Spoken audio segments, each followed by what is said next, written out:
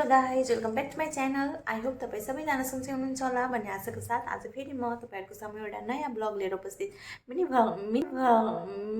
Blog लिएर जिब्रो के हुन्छ बेला बेलामा मिनी ब्लग लिएर उपस्थित भइसकेकी छु। र हिजो चाहिँ मेरो मम्मी ड्याडीको एनिभर्सरी थियो, 31st एनिभर्सरी। सो हामीले केक ल्याएर सेलिब्रेट गऱ्यौँ र अलिकति बचेको छ, त्यही भएर मलाई कन्ट्रोल भइरहेको छैन। गाइस, म चाहिँ अब केक खान जाँदैछु, मलाई कन्ट्रोल भइरहेको छैन। केक केक केक केक आधा खाएर सकिसक्यो, आधा चाहिँ बचेछ। अब मेरो भाइ आउनुभन्दा पहिला खाएर म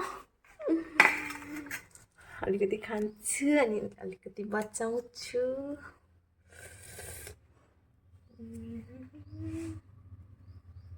केक भनेपछि मलाई किन हो यस्तो हुन्छ कि साथीहरू, तपाईँहरूलाई हुन्छ कि नै? मलाई चाहिँ लास्टै मनपर्छ। Now I am going to eat.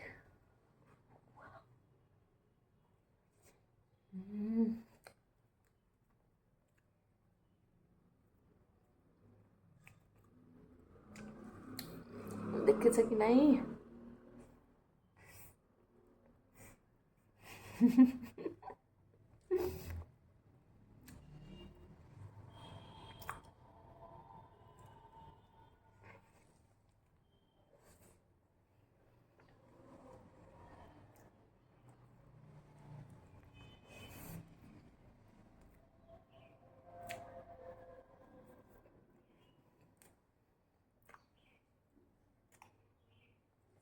अलिकति अझै खान्छु।